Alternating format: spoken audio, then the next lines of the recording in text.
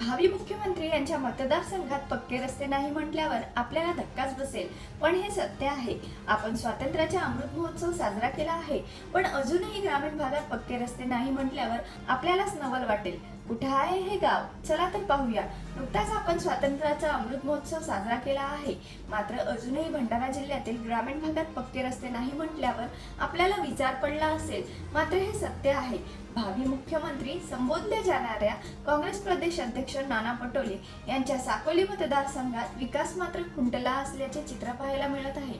लाखनी तालुक्यातील गट ग्रामपंचायत असलेले देवरी, सानगाव, सायगाव जंगलव्याप्त भागात गाव असल्याने नेहमी याकडे दुर्लक्ष केले जाते. गावाला जायला पक्का रस्ता नाही. दुसरीकडे सायगाव येथे तर स्वतंत्र काळापासून जाण्यासाठी पक्का रस्त्याच्या प्रतीक्षेत आहेत. अनेकदा निवेदन दिले, मात्र अजूनही याकडे दुर्लक्ष आहे. म्हणून येणाऱ्या विधानसभा निवडणुकीवर बहिष्कार घालण्याचा निर्णय ग्रामपंचायत व गावकऱ्यांनी घेतला असून तसा ठराव देखील घेण्यात आला आहे. मागे स्वातंत्र्य झाल्यापासून हा रोड अजूनपर्यंत पक्का झालेला नाही आहे. आपल्या एरियाचे जे खासदार साहेब आहेत, प्रशांतभाऊ पडोळे, यांना बी निवेदन दिले आहे. आमदार आपले नानाभाऊ पटोळे त्यांना बी दिले आहेत आणि खासदार आपले जिल्हा परिषद सदस्य कापसे मॅडम त्यांना बी निवेदन दिले होते, पण अजूनपर्यंत काही याच्यावरती काही कारवाई केलेली नाही आहे. काय मागणी आहे? हा रोड पूर्ण म्हणजे पक्का होईपर्यंत म्हणजे पक्का वगैरे न झाल्यास आम्ही येणाऱ्या निवडणुकीवर बहिष्कार घालणार. आमच्या गावच्या काही समस्या आहेत, म्हणजे उदाहरणार्थ गोसे धरणाचा पाणी आमच्या गावातील शेतकऱ्यांना मिळाला नाही.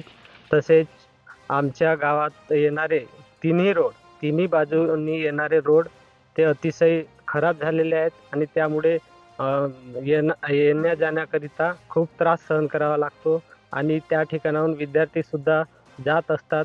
आज जवळपास 40 ते 50 विद्यार्थी आमचे पालांदूर या ठिकाणी तसेच सायगाव येथील विद्यार्थी खिटाडी येथे जात असतात आणि त्यांना नाहक त्रास सहन करावा लागतो.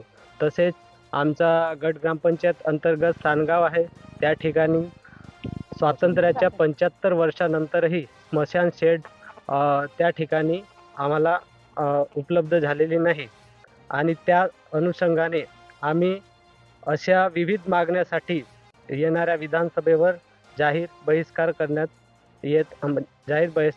येत आहे. एकीकडे राज्यात राजकीय चिखलफेक सुरू आहे. नेते स्वतःच्या स्वार्थापोटी या पक्षातून त्या पक्षात उड्या मारताना दिसतात, मात्र सर्वसामान्यांच्या प्रश्नांचा यांना विसर पडला असल्याचे चित्र दिसत आहे. एक नाही तर गट ग्रामपंचायत असलेले हे 3 गाव विकासाच्या मुख्य प्रवाहातून कोसो दूर आहेत. या गावाची परिस्थिती पाहिल्यावर आलेल्या स्वातंत्र्य पूर्वीची परिस्थिती असल्याचे दिसून येते. या कच्च्या रस्त्याने गर्भवती महिला, शाळकरी मुले प्रवास करीत आहेत. दुसरीकडे एसटी बस देखील गावात पोहोचली नाही. पावसाळ्यात तर या रस्त्यावर जाताना तारेवरची कसरत करावी लागते. मी आशा वर्कर आहे. आशा वर्कर म्हणून सायगावमध्ये काम करते आणि सानगावमध्ये पण काम करते आणि देवरीमध्ये पण काम करते.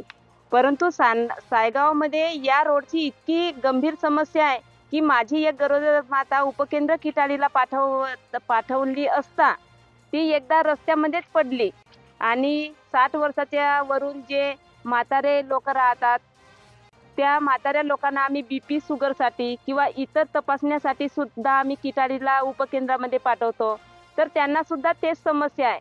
त्यांना जोडून एक पालांदूर ते किटाळी रोड सायगाव तर्फे आहे, परंतु तो 3-4 किलोमीटर म्हणजे आउट फेरा होतो, त्यामुळे त्या रोडला ते जाऊ शकत नाही. आम्ही गरोदर मातेला जेव्हा पाठवतो तेव्हा ते गरोदर माता हेच आम्हाला उत्तर देतात की हा रोडच चांगला नाही, तर आम्ही नेहमी म्हणजे तिथं जाण्याचा आम्हाला अडथळा येतो. आणि वरून आमचे पूर्ण शाळकरी मुलं पण 5 ते 12व्या वर्गापर्यंत इथं किटाळीला जातात आणि किटाळीमध्ये जाऊन सणारे त्यांना सुद्धा हेच अडथळा येते. नेहमी पावसाळ्यामध्ये या रोडची एवढी गंभीरता आहे की मुलं कधी पडतात आणि कधी शायकीने सुद्धा पडतात. बचपनापासून म्हणजे जेव्हापासून मी शाळेमध्ये जातो, माझं शिक्षण सायगावला 2ऱ्या वर्गापर्यंत झाला. 2ऱ्या वर्गापासून मग किटाळीला झाला. त्या काळावधीपासून आतापर्यंतच्या अनुभवापर्यंत मी सांगत आहो. हा रस्ताही नव्हता. सुरुवातीला पानं होती, ती मनमानी खिचड राहत होता. आम्ही त्या तलावच्या पारीने येणं जाणं करत होतो. तरीही शासनाची प्रशासनाचीही या गावाकडे अजूनही लक्ष नाही. तर जे मागील दिवशी हा कितीतरी लोकांना आम्ही असे निवेदन दिले, पण कोणीही याच्याकडे लक्ष दिलं नाही. मग कलेक्टर बाई आल्या होत्या, माधवी खोडे यांनी आपल्या प्रत्येक डिव्हिजनलचे ऑफिसर बोलावले होते. त्यांच्याकडे त्या कामाची भूमिका दिली होती, पण अजूनहीपर्यंत ते काम परिपूर्ण कोणीच केलेला नाही. हाताही कच्चाच रोड आहे. म्हणून आता समोर येणाऱ्या इलेक्शनमध्ये आम्ही सर्वानुमते बहिष्कार टाकणार आहोत. आमच्या गावाचे असं समजलं का आमचं गाव अशा ठिकाणात आहे का जंगलामध्ये आहे आणि जवळजवळ आज माझी 52 वर्षाची वय आहे. मी 52 वर्षाच्या कालावधीमध्ये पाहत आहे. तर गावापासूनचा असा जंगल होता. त्या काळापासून म्हणजे मी पाहत आलेला छोट्यापासून तर आज 52 वर्षाच्या वयीपर्यंत का आमच्या गावच्या समस्या कोणताही खासदार येऊ आमदार येऊ अशा म्हणजे कोणत्याही सुटल्या नाही. त्यासाठी झगडावंच लागला. झगडून म्हणजे अशा प्रकारचे येतात, खासदार आश्वासन देऊन जातात, आमदार आश्वासन देऊन जातात, पण त्या समस्याचा कोणीही निर्णय करू शकत नाही. आणि वरून आमच्या गट ग्रामपंचायतमध्ये एक सानगाव गाव येते. इथला स्थानिक जो कार्यकर्ता आहे खासदाराचा, त्या स्थानिक कार्यकर्त्यानं 25-15 अंतर्गत आमच्या गाव म्हणजे सानगाव या गाव ठिकाणामध्ये सभामंडप आलेला होता. तो सभामंडप इथून हलवून वाकलला नेला. ही म्हणजे जेव्हा आम्ही खासदाराला मागणी करायसाठी गेलो तर खासदारानं आम्हाला माहिती दिली त्याच्याबद्दल. हा तुमच्या गावचा सभामंडप होता. तर मग त्याला फोन करून विचारलं तर त्यानं त्याच्यावर उत्तर कशा पद्धतीने दिलं. त्याच्यावर त्या खासदारानं आम्हाला रिॲक्शन दिलं. नंतर आम्ही सर्व गावानिशी म्हणजे गावकऱ्याच्या समस्या ऐकून घेतल्या, मिटिंग घेतली, ठराव घेतला आणि त्याचा निवारण म्हणून सगळं आम्ही येणाऱ्या विधानसभेवर बहिष्कार टाकण्याचा विचार केला सर्वांना. एकीकडे नाना पटोले हे भावी मुख्यमंत्री व्हावे अशी कार्यकर्त्यांची इच्छा आहे. मात्र भावी मुख्यमंत्री यांच्या मतदारसंघाचा विकास खुंटला असेल तर संपूर्ण महाराष्ट्राचा विकास कसा होणार हा खरा प्रश्न उपस्थित होत आहे.